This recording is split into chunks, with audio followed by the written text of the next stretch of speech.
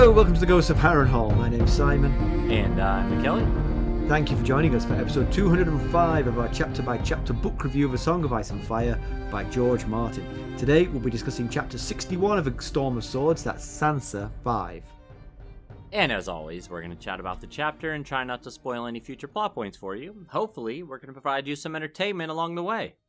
We'll summarise what happened, discuss our thoughts on it, provide some useful background, compare it to the television show, and indulge in a little pedantry. Oh, I skipped one. And cover some relevant news and listener correspondence. Be sure to check out the show notes, they'll provide some additional information about the characters and geography of this chapter. How are you, Mackelly? I am doing all right. Molly just got home, so hopefully the thudding of her walking around upstairs doesn't get picked up too much here. These mics are too good for that. Yeah. Well, aside from the thudding of my daughter, I'm doing all right. It's a big week for the Rays. Go on. I have nothing, so go on. Fill the time.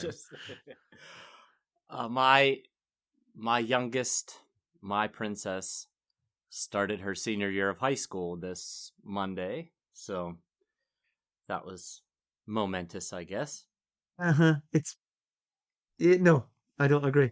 I think it's like, you could say next Monday, you could say it was her second Monday of her high school year. It's like graduating high school, sure. Starting high school, sure. Anything in between, nah. Well, it just signifies one last go around in the traditional school sense. And, you take a picture every year on the first day of school. I could believe that of you, to be honest. The everyday thing. Make a Flickr book of it. her high school year. And so, I found her first day of school picture from kindergarten and compared it to her first day of school picture this week. And, I'm a sentimental sap. Oh, my God, you are. It's incredible. It's incredible. I don't know how you live with yourself. I mean, if I succumb to the sentimentality that you do, I'd never get out of bed. There's just so much. You just got to harden your heart to it. I do. I guess I do. I don't know. I've always been beginnings and endings have always been tricky for me. But and then, Molly did this momentous thing here, first day of her senior year of high school, and then Ethan says, "Hold my beer," and today accepted an offer in Pennsylvania, a job offer in Pennsylvania. Oh, so he's moving away. Really moving away. Yes, he was, 2.5 hours away. Now he's moving 8-9 hour drive away. So, wow, he's swimming against the tide there as well. Yes, I know, right? The only person to move from North Carolina to Pennsylvania. He's the exact opposite of what Stacy and I did. Yeah. So that's what's exciting. going on with us. A lot of big moments for our kids. Congratulations. Well, apart from Molly, who just had her first day of high school, of senior year of high school, which is just. But just that is another awesome. day. Just another day. That's awesome for Ethan. I'm pleased for him. Is he excited? Is he looking forward to it? He is about 90%. He's looking forward to the job. He's very excited about the job, and it's a nice salary that that he negotiated, and all that stuff is great. But there's two issues. One, he's moving that far away from his family, which is tough, I guess. Maybe not for everyone. You live slightly further away than that from your family. you get by. It makes me wistful at times, but I can survive it. And the other thing is his friends. He spent a year making really good friendships in his previous city, and now he's leaving them all behind. Does he have extended family up there still, or is it mostly he does? Away? He does. He does less and less every year due to various means, but there are still some up there. So there'll be that. That's always handy. When I went to university, I was close to my grandmother, so okay. I didn't actually go and see her very many times, but I knew she was always there if I needed something. Yes, it was comforting to know. Exactly. Well, I've got very little for you. The only thing I've got is that you've been working with somebody on my team at work at our day jobs, and the person Yes, you've I been working have. with is on the surface a very nice person, but deep down she's extremely judgmental and catty. Oh, really? Hmm. I would have never And guessed that. exactly, I knew you wouldn't. So when she told me that you were, and I quote, a dream to work with, I I told your boss. Oh, really? I did. Well, I I immediately told appreciate your boss. that. No problem. Because Thank you. and I told him the same things that he doesn't know. That the person giving that praise is way less generous with the praise than you might expect. It Wow. the thing you're working on is the thing that trips everybody else up and just annoys her all the time because she's Uh-huh. always the one having to teach it, and you have done a good job of it apparently. So Oh, wow. Okay. Well, mm, good to know. Well, thank you for this information. yeah, And thank that person for yeah, saying nice things about me. yeah. Oh, and in other news, I well, dental things. Here we go. Okay, here we go. The 205 weekly episodes. This is about the 20th time we've had dental things. Yeah, So I I've had take a picture of Molly every day and you go to the dentist every day. I have a toothache, so I went to the dentist, and it was a real catalog of problems at the dentist. Her her computer system had gone down, so she couldn't take an X-ray. So she was just Oh. looking at it, and she was like, "I don't really see anything." And she said she had me do that thing where you tamp down on a piece of like inky paper, Oh. Okay. Yeah, you know, sure. and basically you leave an ink imprint on your teeth, and it shows you where your bite is hitting. Sure. I can imagine. You get the idea. So she said, "Well, one thing I'm noticing is your bite is too hard on that side, the side where my toothache was." She said, "You're biting too hard on that side." She said, "What I'm going to do is I'm going to just no big deal. I'm just going to grind down a couple of little top parts of your teeth, just so your bite isn't quite so hard." And I was Okay. like, "Okay." She said most of the grinding will be on a crown, so really not a problem, yeah. So she Right. went in there and she ground down little bits here and there, and then she ground what she calls tooth number three, Huh. and she caused me so much pain I Oh no. cannot Oh describe it. no. She just touched that tooth with the drill, and I was like, And "Oh, why did woo. you do such a thing?" She so much so that she actually borrowed the X-ray machine from the dentist next door and actually got me X-ray. And I had two dentists looking at my Oh X-rays. wow. And then I ended up with the endodontist who does root canals, but Right. he couldn't find the same problem. He said I can't quite localize this problem, Simon, so you're gonna have to come back. He says it's one of two, three, or four, but they all seem to be have different problems. Oh. He said tooth Okay. two appears to be cracked. Tooth three is the one you came for, and I can't find anything wrong with that one. And tooth four, you don't appear to be able to bite down properly with it.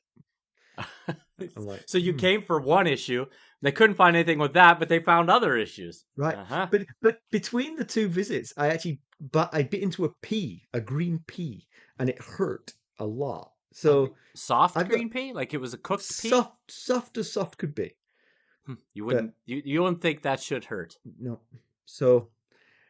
So I've had nothing done other than I've had 5 prescriptions issued to me to try and sort this all out.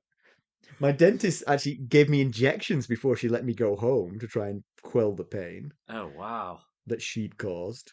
And yet here you are gonna spend probably an Uh, hour plus chatting I with me. I am terrifically grumpy. I mean, Yeah, we even didn't really do much pre-show chatting. I was running even 15 yeah, minutes late, so even by my own standards, I am really grumpy. So we'll see how this goes.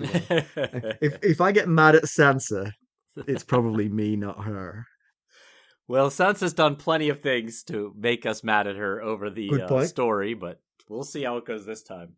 All right, let's get down to business. How did we leave Sansa Stark? So last time we saw Sansa, last time she had a POV at least, it was the morning of the marriage of Joffrey and Marjorie, and Joffrey hacked up the wedding gift that Tyrion had provided. Later in Tyrion's POV, we saw Joffrey die at his wedding. Cersei accused Tyrion and Sansa of murder, but Sansa was not around to hear that accusation. Where did she go? Let's find out. Why don't we give the summary of this one? All right. And this summary, is courtesy of Jenny of Oldstones. I love it when the team get together. I know, me too. It's It's good great. stuff. I wish you told me before I wrote the summary. It was scrapped. I think I did. I don't think you Did you? checked your phone in the interim Uh, between me uh, texting you and you writing the summary. that that Uh, that has the ring of truth to it. I should have told you last week. I knew this was the deal. I knew she had written this summary. I forgot to tell you until this past weekend, and And I was apparently, Johnny on the spot. you know, right? What are the chances of that? But you know what? Jenny's is much better, so we're going with Jenny's. That's right. And of course, Jenny always titles her summary, which we love. And so she calls this one the Tintinnabulation of the Bells. Did I say that right? Unusually for you, yes. Okay. Tintinnabulation. I like it. That's a pretty cool word. Uh-huh. I do really butcher pronunciations of some Words words. you're not very familiar with. Yeah, you mess them up badly. I do. Anyway, so the bells begin to toll in the distance as Sansa reaches the Godswood. Joffrey is dead. Dead. Dead. That was me, not Sansa. No, actually, that was Sansa. Although he hadn't been when she'd fled the throne room, sobbing alongside Lady Tanda. She wonders if they were tears of joy, since really all she wants to do is dance. She finds her hidden clothing and dresses clumsily for her flight, feeling numb and dreamy. As she takes off her hairnet, she realizes that one of the gems is missing. When a drunk Ser Dontos arrives, she accuses him of poisoning Joffrey with the gemstone, but he denies it and informs her that Tyrion has been arrested. He leads her out of the Godswood wearing his surcoat, wanting to be a knight again. They descend a dark gallery of stairs to a cliffside outside the castle. Sansa balks upon learning that they must use a hidden ladder carved into the cliff face. But Dontos tells her it's the only way. And when they reach the bottom, a man is waiting with a skiff and rows them into the bay. Nearing dawn when the trio approaches a trading galley. After Sansa is handed aboard, she discovers it is Petyr Baelish who's her rescuer. Dontos asks for his reward, 10,000 gold dragons. Instead, 3 crossbow men kill him at Petyr's command. Petyr's nonchalant as he tells a horrified Sansa that he was her benefactor all along. Sansa wonders if she's escaped the Lannisters into something even worse. Petyr explains Dontos was only helping her for the money, and since Petyr dared not approach her openly, Dontos made the perfect intermediary. He informs her that it was his note inviting her to come to the Godswood if she wanted to go home. As he leads her to the cabin, Petyr also reveals that he provided the jousting dwarves at Joffrey's wedding. When Sansa asks why he wished Joffrey dead, Petyr replies that he had no motive. He just wanted to confuse his foes. Petyr informs her that he loved Catelyn, but couldn't marry her due to the disparity of their stations. He also tells her that he and Catelyn were more than friends. She gave him a gift a woman can give only once. He adds that in a better world she might have been his daughter. He tells her that she's safe now with him and she's going home. Well, first off, thank you, Jenny. Yes, thank you, Jenny. Great stuff. summary as we Yep. anticipated. Yep. So one thing that's interesting to me is how much more detailed Dontos's and Sansa's plans were than we'd been led to believe. You know, Right. it always Yeah. felt like it was little more than there'll be chaos at the wedding, slip away. But actually, there was a ship waiting, there was a boat waiting, there was a route planned out. She had clothes hidden. Yeah, right. I actually wonder about if this was one of the reasons that she was sort of kept quiet, why she's had so few POVs, because we didn't need with any time with her, she would have to really think about these things and giving Right. the story away. Whereas by Yes. only dipping into her story, we were able to. You could justify not bringing up every detail of the plan. Right. And with us getting Tyrion's view of her, we got to see that she was going to the Godswood a lot. Exactly. We didn't know why she was going there. We didn't know what was happening there. Exactly. Whereas if we'd been POV following her, we'd have heard all this, and this wouldn't have been quite so dramatic. So yeah, it does make a Yes. certain amount of sense. It does. And speaking of the plan, it's possible that she could have slipped away in just the general chaos of the wedding, but the violent death of Joffrey sure did help mask her ability to slip away. Well, I don't know. It's a double-edged sword because obviously it created the chaos that made it very easy to get away, but it also meant that they would send guards for her. If she'd slipped away during the dwarf jousting and the death had never happened, she would have equally not been missed, and they wouldn't have sent the entire city guard after her. Yes, that's But when true. you go That's missing when true. the king dies, then they're going to send everyone after you. Then it looks a lot more suspicious. Right, Right, exactly. that's Yeah. true. And Joffrey focusing on Tyrion might have made it more difficult for her to slip away, if not for him dying, because she was sitting next to Tyrion, and Joffrey kept going on with Tyrion, and so the focus was right at the section of the table she was sitting in. So True enough, yeah. and Tyrion himself almost took her out of the throne room when he tried to go change out of his wine-drenched surcoat or whatever he was wearing, doublet or whatever. Had he taken her out of the throne room, she'd have had to like push him over or something and run away or something like that. Sansa is thinking of others. He thinks poor Marjorie, that she's twice wed and twice widowed. But of course, both of Marjorie's weddings are problematic for Marjorie. I mean, both of them Yes. made her a queen of sorts, but both of them were to people who I don't think Renly was a bad guy, but I don't think Renly was very interested in Marjorie.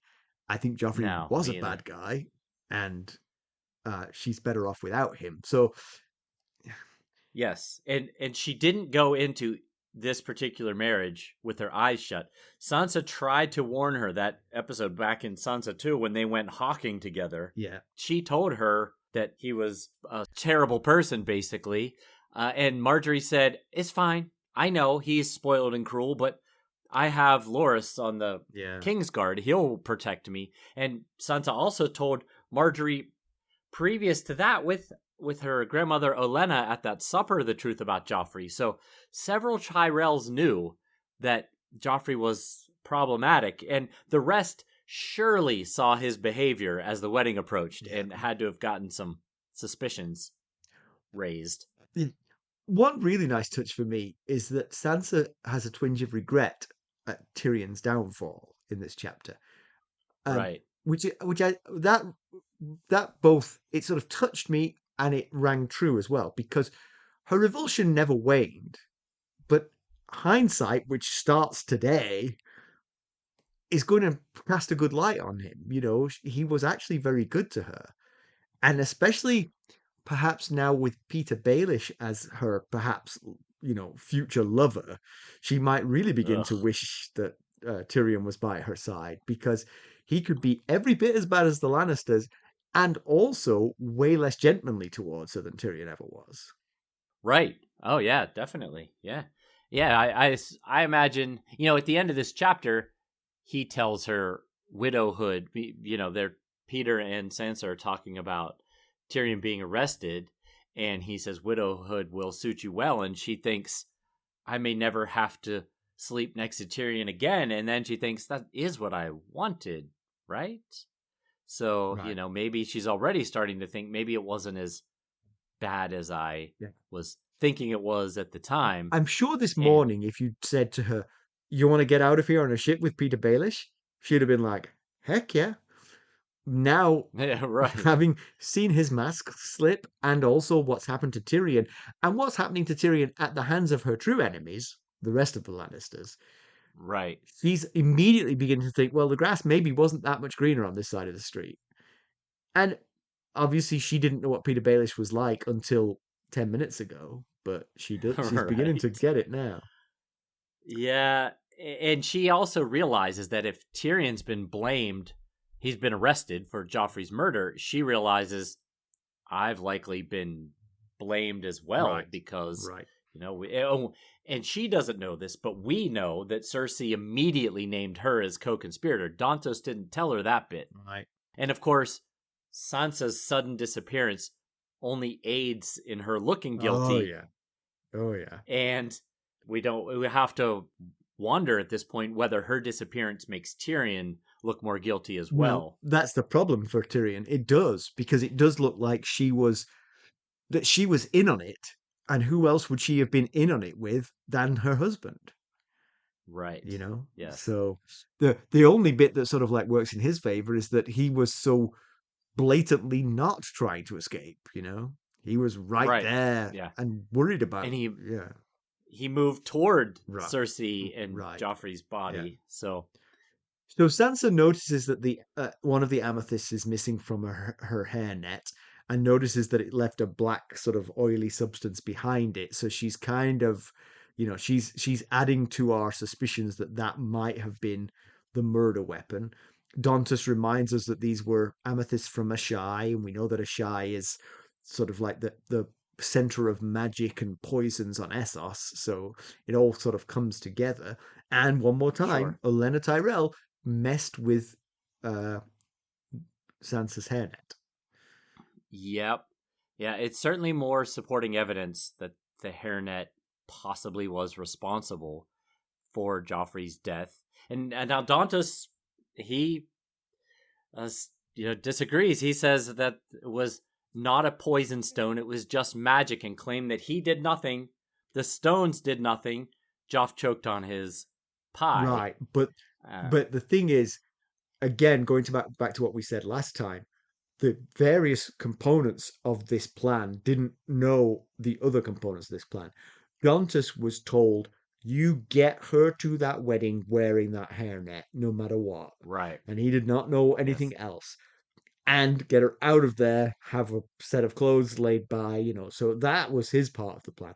He didn't know what happened in between. Yes, that is true. That is I, true. I think he's being That's naive if he believes what he's saying, but I think he's probably trying to salve her conscience a little bit that she maybe did bring the murder weapon to the party. We'll be right back. Hello, friends. Are you ready to make some unforgettable memories? Well, if so, consider the Marriott Bonvoy program.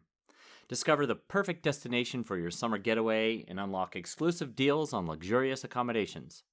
With our affiliate partnership, you'll enjoy unbeatable savings and a seamless booking experience. Don't let summer slip away. Visit Marriott Bonvoy today and make this vacation season one for the books. Use our Ghosts of Harrenhal affiliate page to check it all out and buy Bonvoy points or give some as a gift. The link to our page is in the show notes. Yes, that is very possible. The way you might set up a plan like this, it is very possible that Dantos might not have known what exactly the hairnet was capable of. Yeah. Aside from needing her to be wearing it. Right. And yeah, as you mentioned, Olenna Tyrell touched the hairnet when fussing with Sansa's hair. Shae also touched the hairnet, but Shae was not at the wedding, although she did beg to come to the wedding. Right. And she begged with Tyrion earlier in previous chapters to come to the wedding as well. So, but neither of those two were described as touching the chalice. So, it still could have been a third person who possibly jostled Sansa and pulled a stone out. Right. And, Because if it was Shae, it could be Tyrion. I mean, Tyrion didn't act like he had anything to do with it last week, but yeah, he really didn't. I don't believe that even when I'm saying it, but Shae and Tyrion have a relationship. So if she did pull one off and hand it to him, say drop that in the wine, that could have happened. But why is that not coming up in his POV? The other person that Shae has a relationship with, of course, is Varys. Yeah, right. But Varys wouldn't need. Feels like Varys wouldn't need Sansa's handmaiden to pull an amethyst off a headdress in the bedroom before the wedding Right. and then bring it to him. How is Sansa involved at Well, that point? Yeah, at that point, just pull it off, pull the stone out of the hairnet at any point. Exactly. Yeah. Although I will mention, speaking of the hairnet, Sansa still has the hairnet on her person. She shoves it into a cloak pocket when she hears Dantos approaching. So, and probably that's for the best, because if it was found with her, if you assume at some point they might find her clothing and be like, oh, that's what Sansa was wearing Right. to the wedding. And if that hairnet is found with it, and if there are, things on the hairnet that are incriminating, it would strengthen the case against Tyrion even further. Yeah. So, And, go on. we probably should have held off on that hairnet discussion from last week until this chapter, because now it seems more likely that the Ghost of High Heart was right about the maiden with purple fangs dripping with venom when she discovers that a stone is missing. Yeah. But, yeah. oh well, it is what it is. And go on. Sansa thinks before she starts her descent down the cliff that it's she thinks, oh, it was Dontos that killed Joff. So Dontos we had discussed this last chapter. Dontos was in the throne room and he knew about the hairnet, and he's a fool, so he messes with people. Right. So it is possible he could have been the one that pulled the hairnet, pulled the stone out of the hairnet, and would have had close access to Joffrey as well. And that also goes to why Littlefinger might want him silenced, Yes. His secret dies right here. Yes. So the escape involves this climb down the cliffside, which is pretty dangerous, I would think. I mean, it was nearing dawn. No, it wasn't nearing dawn. It's the middle of the night as they're climbing down this cliff face.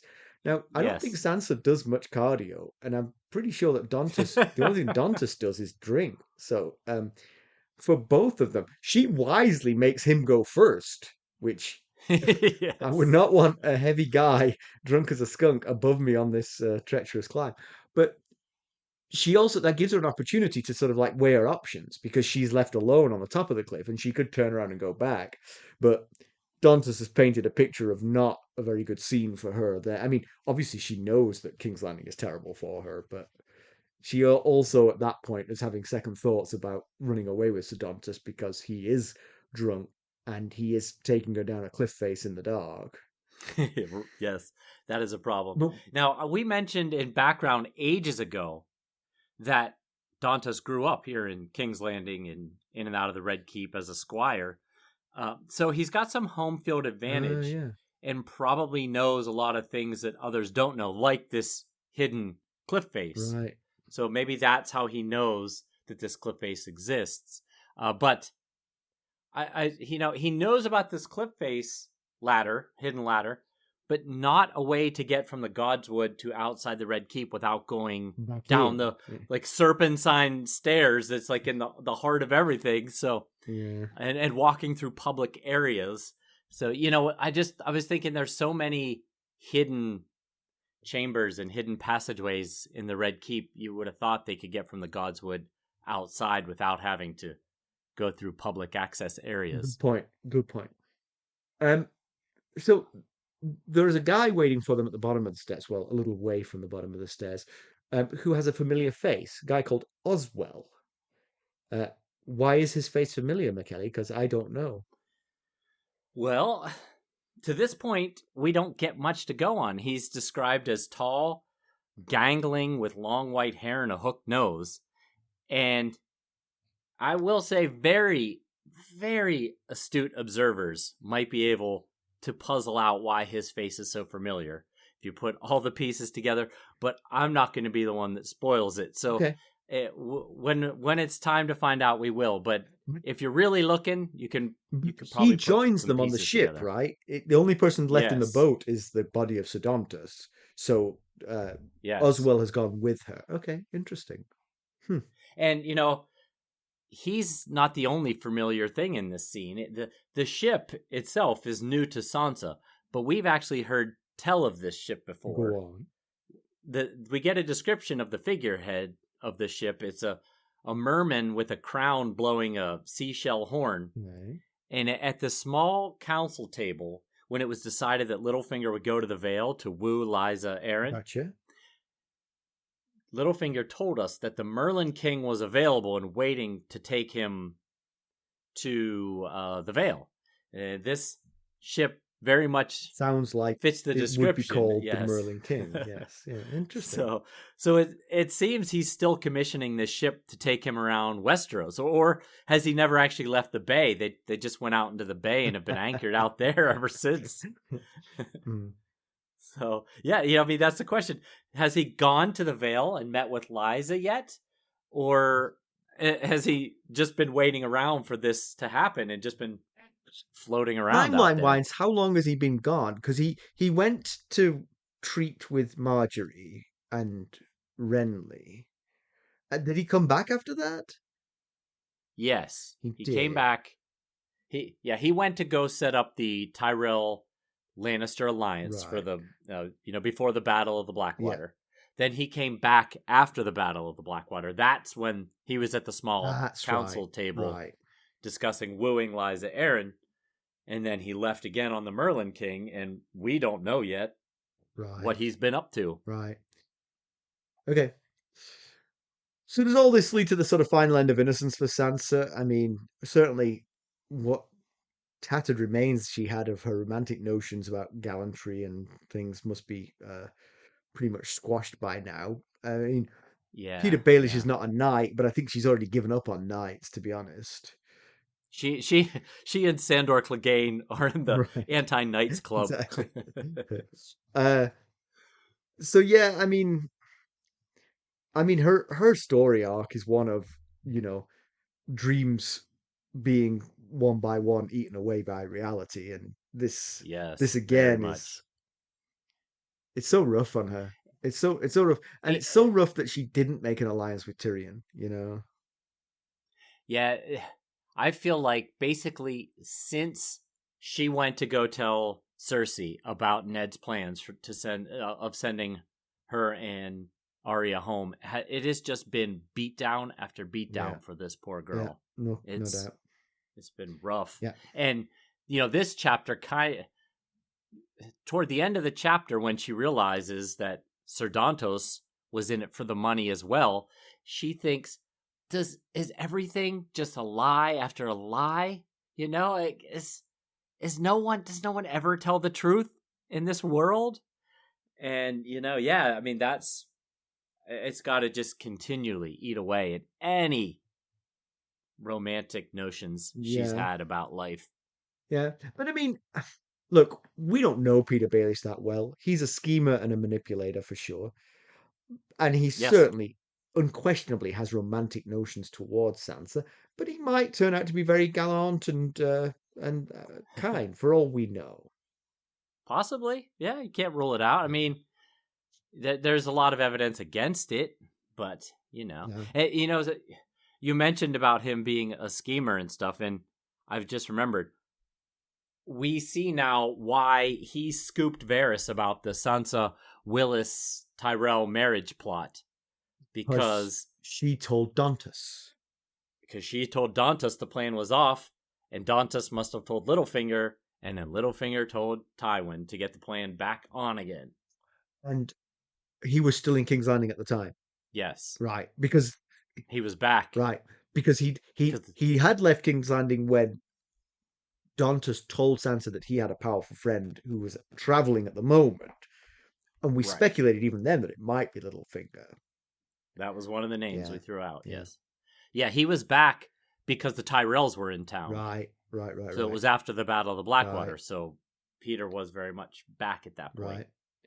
So, all right, Littlefinger. It is hard to argue with his logic over the killing of Ser Dontos. The man was clearly a liability.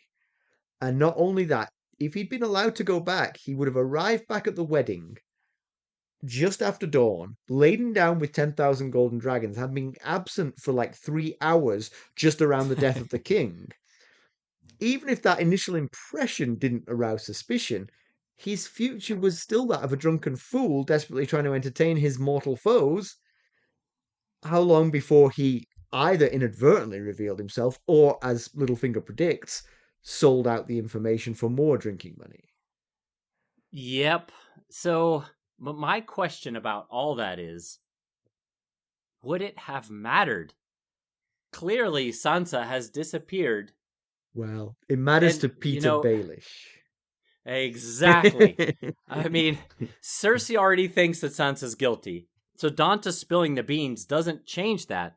Whether Dontos does anything or not, Cersei already thinks Sansa's guilty. So, killing Dontos is really most beneficial to Littlefinger. He's the one who's in a pickle if Dontos blabs. Yeah.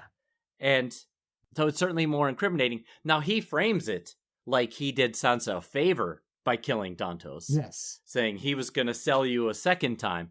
But if she saw it and thought about it, she'd be like, well, the queen already thinks I'm guilty, so... And so it would have been more interesting if it was Ilan Payne, say. If Ilan Payne was her rescuer.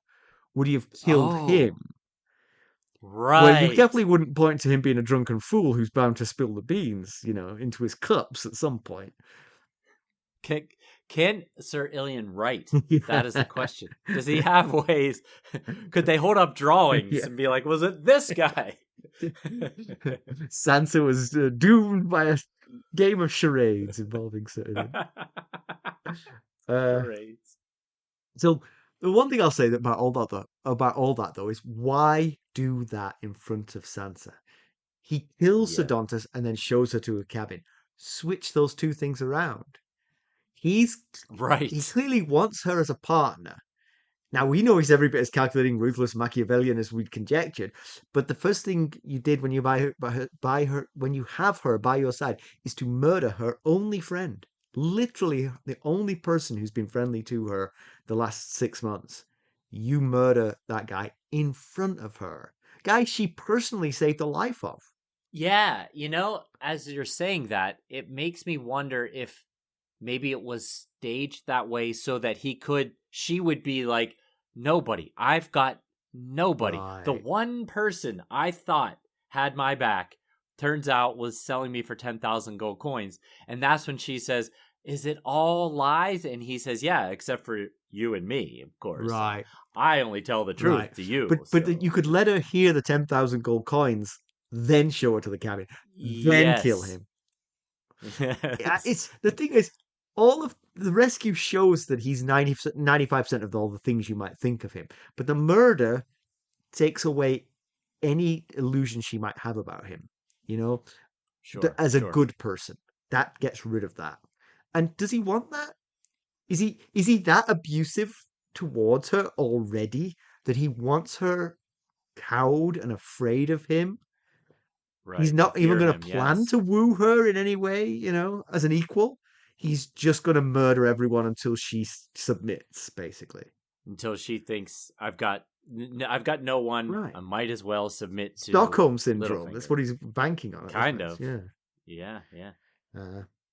So we learn something that we had questioned the origination of last chapter. We had wondered who hired the jousting dwarves. And we discover in this chapter it was Littlefinger of all people.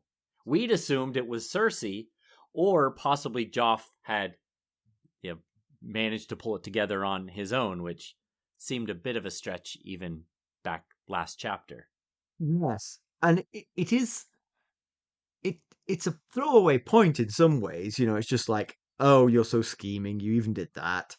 But it was very brutal for Tyrion, and could have tipped him over the edge. Could certainly add to the circumstantial evidence of why you might think it was Tyrion that poisoned and killed the king. Because he'd just done this to him. And so Baelish might have been thinking that through, Let's have that be the last thing the king sees. And the last thing Tyrion notices the king doing. Right. Yeah, very, very true. Yeah. He points out that he had to really spell it out for Joff why he should have these dwarfs jousting at his feast. We were thinking maybe Joff parsed it out on his own. He couldn't even see the opportunity to offend Tyrion when it was presented to him. He had to be further explained. So, it seems your rationale for why he might have done it makes a lot of sense. Yeah. Which certainly created chaos and distraction for Sansa's escape. But it's an extra layer, if let's say Dontos poisoned the king, it's an extra layer to help to frame Tyrion for it by the things you put on as entertainment at the wedding. Yes. It shows some deep thought if that's what he did, Yeah, absolutely. And while we're talking about Littlefinger sowing this discord within the Lannister family, Sansa asks, why are you conspiring against the Lannisters? They've given you so much. They Right. made you Lord of Harrenhal. They made you Lord Paramount of the Trident. Legit question, Sansa. Well done. Absolutely is a legit question.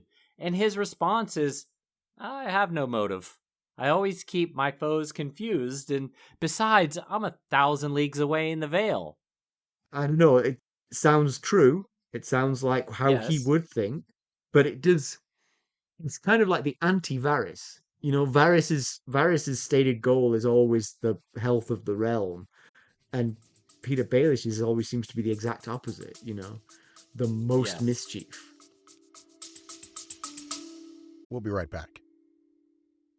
This episode is sponsored by Audible. To get a free audiobook, or 2 if you're an Amazon Prime member, go to our exclusive URL, audibletrial.com/ghostsharrenhal. You can find the link in our show notes. It does seem like... Now, he says he's playing the Game of Thrones, and I guess this is how he feels he needs to play it, but he says... What's his path to the throne? I mean, good God, that's Right. torturous. Yes, it would be. He'd have to step on a lot of people to somehow Right. be the last one standing. He'd be to better off take the courting throne. Myrcella. Yeah, right. I mean, it would be a more direct path than what he will have to do to get to the throne here, as gross as that thought is. But he refers to the Lannisters as his foes. Yes, he did. You keep your foes confused. So why? Why does he consider them foes? Is it his love of Kat and revenge for what they'd done to her family? This plan was put in motion before the Red Wedding, so it wasn't about that. Yeah, and what they did to Kat's family was kind of him as well. Right. He was pretty complicit in that. Absolutely. And yes, he's created a lot of chaos. To go back to your earlier point, he told the lie about the dagger, which led to Tyrion's arrest by Catelyn, which led to the war in the Riverlands, and mysteriously disappeared right when Jaime and the Lannister men ambushed Ned in the streets when Ned broke his leg and Jory Cassell died. He helped Cersei defeat Ned by betraying him with the gold cloaks. He ruined the Sansa Willis Tyrell wedding plan, and as you pointed out so well in this chapter, he has not only sowed resentment between Joff and Tyrion with the dwarf jousting, but he did it at the exact right time to make it look like Joff's death was retaliation for the humiliation and embarrassment. Right. So, but are we taking it for granted now that he is involved in the murder? I mean, I was going to ask you that. We don't think he choked anymore. We think he was probably poisoned. We think the hairnet was probably involved, but it's pointing that way. But we don't know who it was. The one person who was pointedly noticed playing with it was Olenna Tyrell, and does she in order for her to use that, she must be in on the plot, and then that still leads us back to Littlefinger in one way or another. Right, and we mentioned this last chapter, she and Littlefinger were working on opposite plans for Sansa. Right. He wanted Sansa to escape with him. She wanted Sansa to go to Highgarden and marry Willis. So would they have been working together? But maybe that's exactly goes to what he just said, always keep my enemies guessing, confused. Yeah. Yes, so true. Basically he sees everyone as his enemy. Yes, even the people he's allied with. He has created so much confusion. It's hard to pin down what he's exactly trying to do. And that's one of the things he says, is sometimes you even do things that work against you when you're playing the Game of Thrones in order to keep people guessing. Yeah. It is kind of, it was kind of pointed that he invited Sansa to play the Game of Thrones, though. I mean, it didn't sound like he was only saying, be my paramour and we'll play the Game of Thrones together. He was saying, you're playing this game now, and now you're going to have to learn to play by the big boy rules, That stuck out to me as well. I mean, I guess in some ways it makes sense since she's, as far as a lot of people believe, the only living Stark. Yeah. So surely she will want to reclaim Winterfell in the north for her Absolutely, yeah. family. But is that the same as playing the Game of Thrones? I'm not Well, sure if it is or not. if she styles herself as Queen of the North, then Well, true. yeah. Yes, then she's sitting a throne. So And now, if she does decide to play, watching and learning from Littlefinger might give her some valuable lessons because he seems to be playing it quite well, whereas her father, Ned, played it about as terribly. yes. He was given all the power and was unable to do anything with it. Yeah. So maybe she can find a balance between the To be two, fair- the honor and the cutthroat To be fair, nature.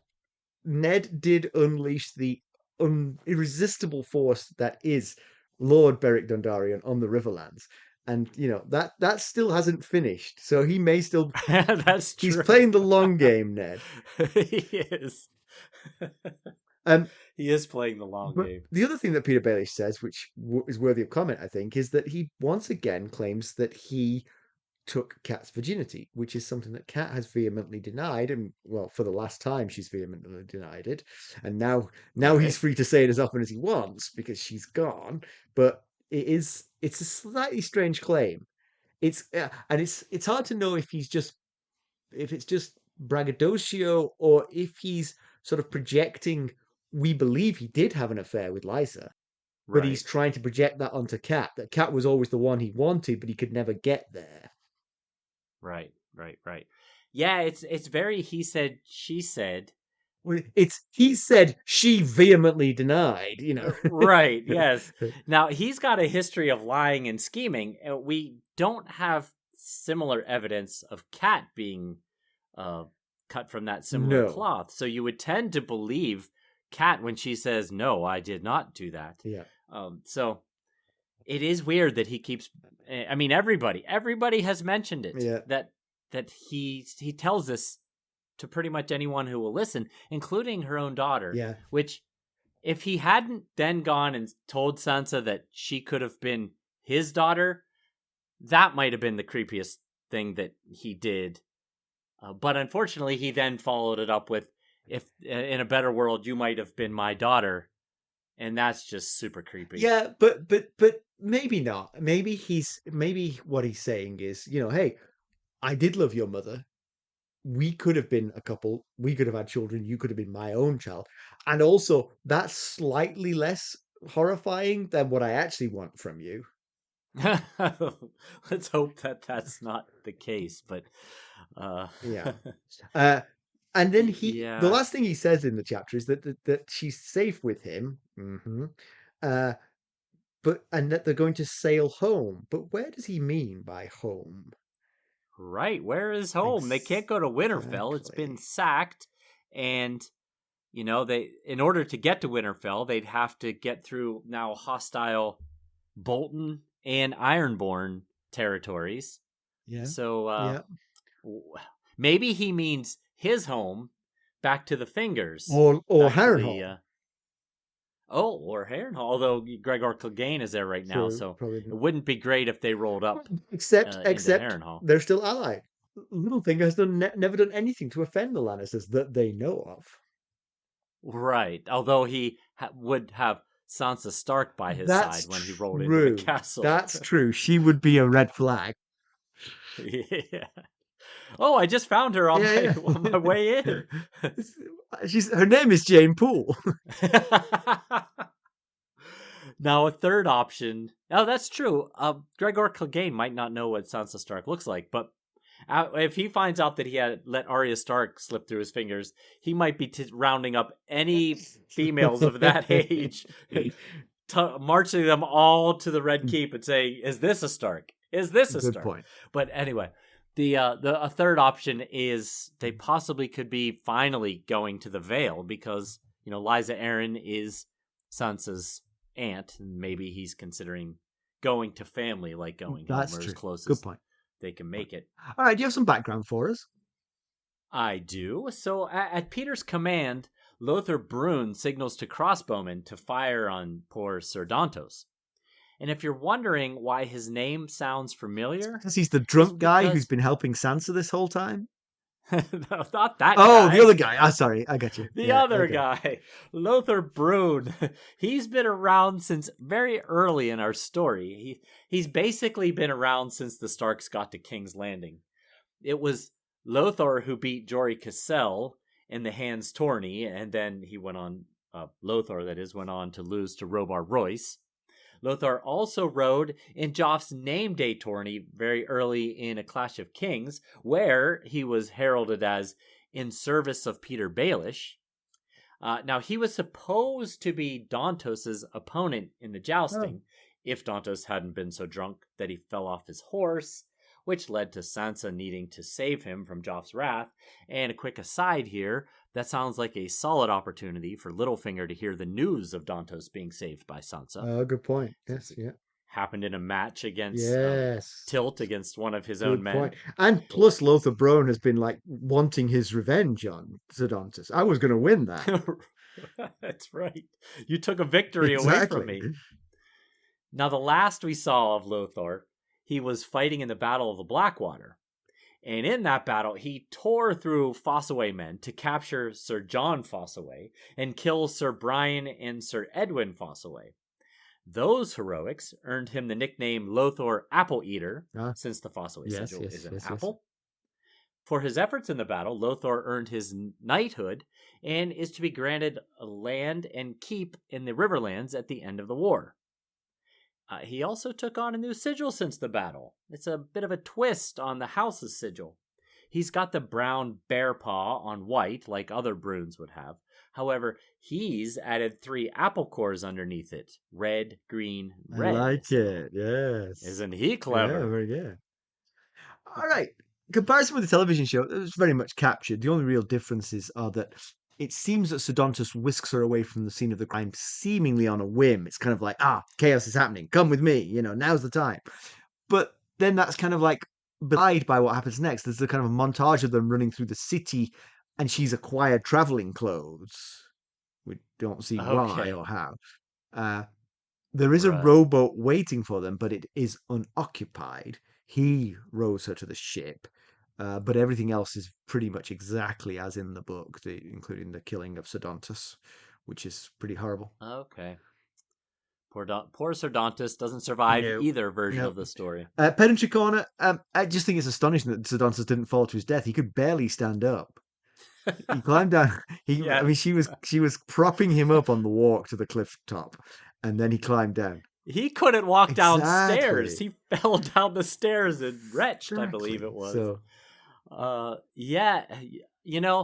I'd been thinking about something, but I can't say it's pedantry because I don't know exactly if it's an issue or not. But first of all, I like that. Yes, it does seem very very unlikely he was going to scale when she that sends him down cliff. first, I'm like, good call. Plus, right. If she falls, she could at least land on him. Exactly. But I was thinking about the fact that after Ser Dontos is shot with the crossbow bolts and falls into the boat, I guess, the little boat that they rowed out on, Lothar Brune throws the torch that he has into the boat, into the ship, the boat. I mean, yes, and it immediately starts, lights on fire, and then the fire just consumes the boat. And I just wondered, I was thinking, first of all, a little boat like that, you think a lot of water might have kicked up into the inside wood of the boat. And I just don't know if one torch thrown onto a boat would cause it to burst into flames. Flip side of that, and my maritime credentials are not strong, just FYI, but don't they seal boats with like pitch, which probably is pretty flammable? Oh, that could be. That could be. Yeah. You would think it would be a bad idea to seal anything wooden. Flammable with, things. I guess you already think it's flammable, so you're like, take our chances. Let's just not use torches. I mean, like, right? If you're using a torch on a ship, like if Sir Lothar had accidentally dropped the torch onto the ship, the Merman King, would that whole thing got up? We probably have buckets of sand nearby just for that occasion. I guess so. Yes, put it out. All right, news and notes. Well, the first thing we wanted to mention is that we have our Sustainer video chat with our Buy Me a Coffee Lords Paramount and our Royal Kingsguard, ostensibly What? tonight. I'm not ready. Not tonight Oh, while okay. you and I are, well, not while we're recording this tonight, but tonight when this Gotcha, episode goes gotcha. live. Although technically, if you're a Buy Me a Coffee Sustainer and you're listening to your early episode, it's tomorrow. Don't call it Gotcha. tonight. And then you said that one of the episodes from Game of Thrones, Vanity Fair had a list of 25 perfect episodes from the last 25 years. And the episode Blackwater, which I assume was the Battle of the Blackwater, which aired on It is. May 27th, 2012, it was the ninth episode of season 2. And it was one of the 4 episodes that George Martin himself directed, which is interesting. Got to feel pretty good about that. Yeah, he's 1 for 4. 1 for 4. He got a perfect episode, so maybe he should have done them all. We should think about that actually for a Wildfire Side chat. What was our favorite episode? Because somebody was asking me what my favorite TV episodes of any TV show were the other day, and I was like, oh, I don't remember specific episodes really. So, like, I'm not. I don't. Yes, I'm not sure. I remember Blackwater as being particularly good. I think it was good, but I often liked the ones where it was more sort of like bouncy around intrigue than the big staged battles. Yeah. Me too. I can't recall which episode off the top of my head. I think I know which one it is, but I'd have to look it up. I recall, you know me and my hyperbolic praise of things. I think I put it on Facebook or something like that back in the day, that it was the favorite episode of any show I'd ever watched. But I can't remember exactly. Was it which Game one of Thrones? Was, so. Oh, it was Game of Thrones. It was Game of Thrones. I think I know which one it was, but I don't want to guess without looking up. So. That's join us as a Sustainer, and you can watch a Wildfire Side chat where we reveal this. Yeah, if our Sustainers like that idea, let us know. We will definitely do a chat on that. And one thing I meant to mention to you is that there was a discussion on the Discord server today, and one of our newer listeners asked one of our newer members to the Discord server asked if you and I had any other podcasts that we did together, because, this listener enjoyed this show and was hoping to listen to some of our other shows. And Kebby Levy said, I would love to be a fly on the wall when Mackelly proposes that idea to Simon. Man, they know us too well. I was already pulling the face that she wanted to see. Yes.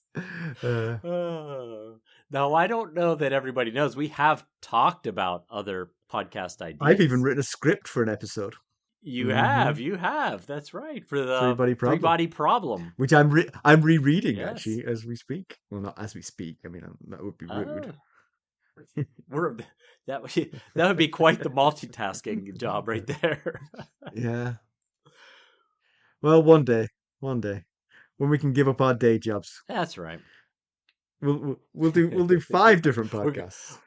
We're going to need a few more Sustainers before we get to that point, but we can dream. All right, let's conclude this one. So Littlefinger was behind the escape plot and probably Joffrey's death too. It has to be good news for Sansa. I mean, I know we're terrified for her now, because she's moved from Tyrion's actually gentle considerations to Lord Petyr Baelish's, which are anything but, I would imagine. But she is out of King's Landing, where she has been trapped in misery for a long time. Yeah. Yeah, we thought it unlikely that Dontos was masterminding this plan. It just didn't seem... It seemed a little over his head. And we were very concerned if he really was the only person putting this thing together. And yes, I agree. It's seeming more and more likely that Joff was killed, not choked. And, one thing Sansa didn't do was ask Petyr Baelish about the hairnet. I wish she had asked him about that when he said why.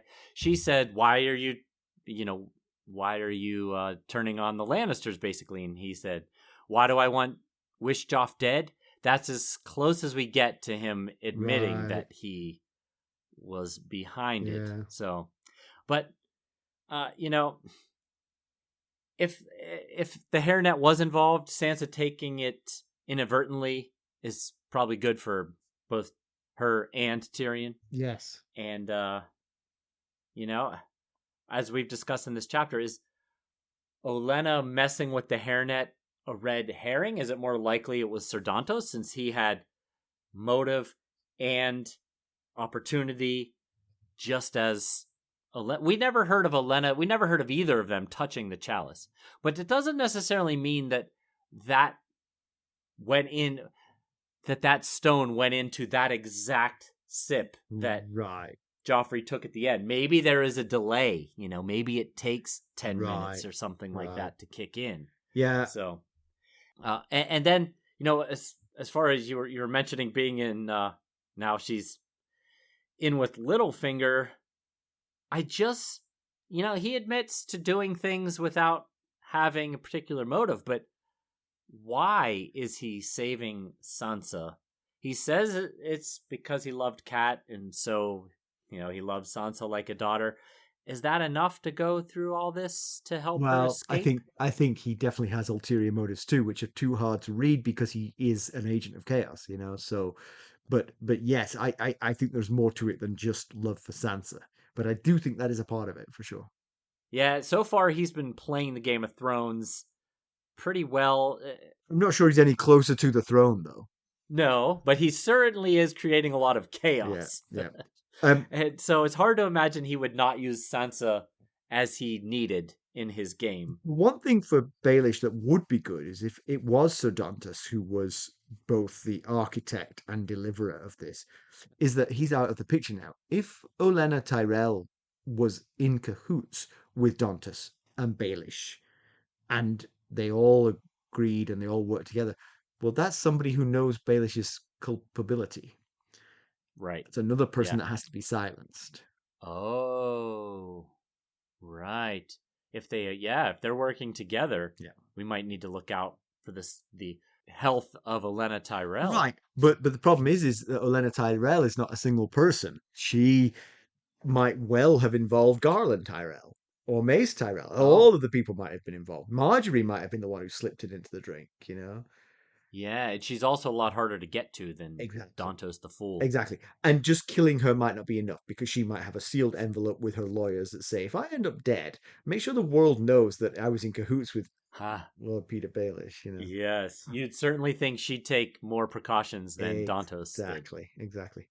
And harsh though the treatment of Ser Dontos was, it's hard to argue with Littlefinger's logic, but to do it in front of Sansa, that's the bit where Baelish proves his true colours, I think. He's a monster.